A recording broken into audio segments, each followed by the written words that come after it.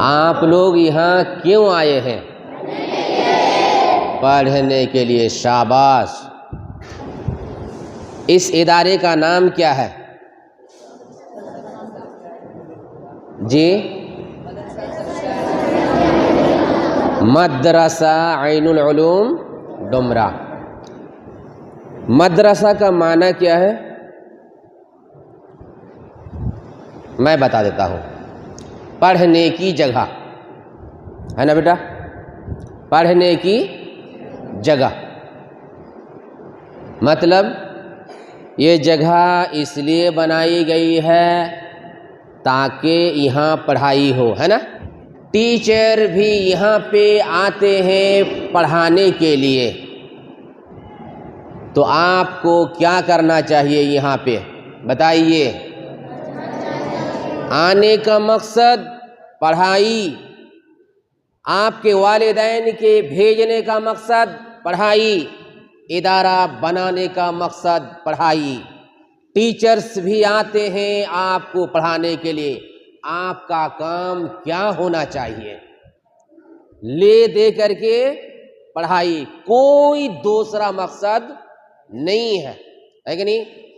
پڑھائی کیسے کریں گے بتائیے؟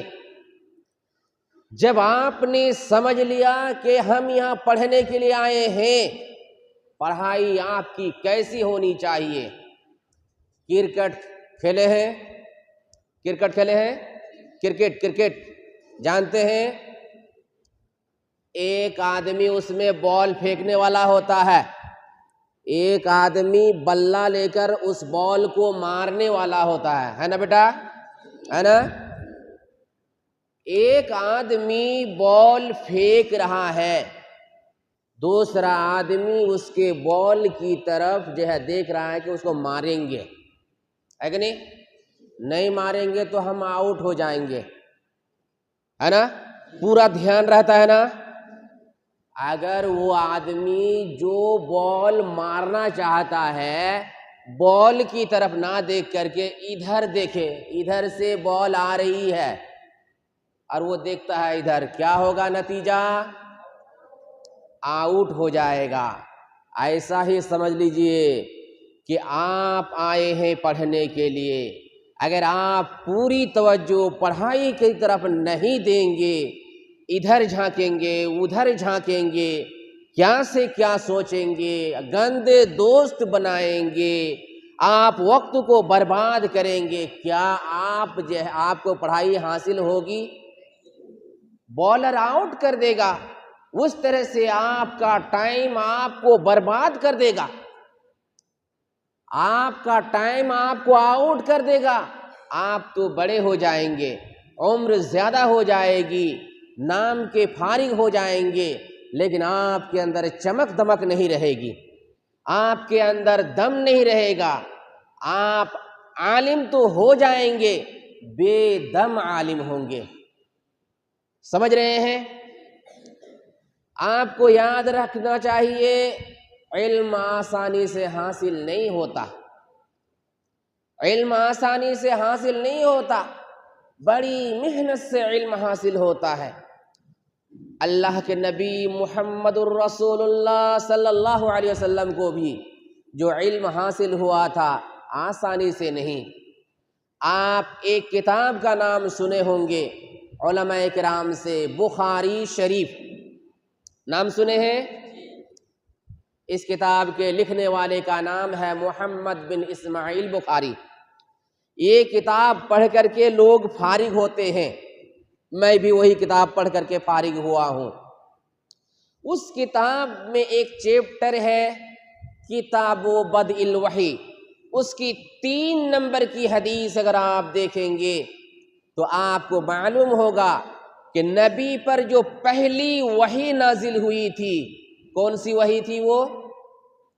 سورۃ العلق کی پہلی 5 آیتیں، سورۃ العلق، اقرا بسم نام سنے ہیں؟ ہاں، اس کی پہلی 5 آیتیں، وہ جو 5 آیتیں نازل ہوئی، اس سے پہلے نبی صلی اللہ علیہ وسلم کو جبریل نے کئی مرتبہ دبایا، خوب زور زور سے دبایا، یہاں تک کہ نبی علیہ السلام فرماتے ہیں کہ حتی بلغ من الجہد، میری قوت جواب دے دی، اتنا تیز دبائے تھے جبریل، اس کے بعد جا کر کے 5 آیتیں آپ کو ملی۔ تو نبی کو بھی محنت کرنی پڑی، تکلیف اٹھانی پڑی۔ بچوں، علم کے راستے میں بڑی پریشانیاں ہیں، بڑی پریشانیاں ہیں۔ آپ کہیں گے پریشانیاں کیوں؟ آپ کو معلوم ہونا چاہیے، جو چیز زیادہ قیمتی ہوتی ہے جلدی حاصل نہیں ہوتی، جلدی حاصل نہیں ہوتی، بڑی محنت کے بعد حاصل ہوتی ہے، بڑے پیسے خرچ کرنے کے بعد وہ چیز حاصل ہوتی ہے۔ آپ نے موتی کا نام سنا ہوگا، موتی، سونے چاندی ہیرے موتی جواہرات سنے ہیں نا؟ موتی یہ کہاں ملتا ہے؟ سمندر میں، سمندر کے اوپر نہیں، سمندر کی تہوں میں ملتا ہے موتی، سمجھ رہے؟ اب سمندر خود خطرناک، بڑے بڑے جانور، خطرناک جانور، اتنی بڑی بڑی مچھلیاں کہ ہم جیسے کئی انسان کو ایک مرتبہ نگل سکتی ہے، مگر موتی نکالنے والا ان تمام خطرات کی پرواہ کیے بغیر سمندر میں چھلانگ لگا کر کے سمندر کی تہوں سے موتی کو نکال لیتا ہے۔ ٹھیک، یہ علم اس موتی سے لاکھوں درجہ قیمتی ہے، اس لیے سب سے پہلے اللہ رب العالمین نے علم ہی کے سلسلے میں آیت نازل کی۔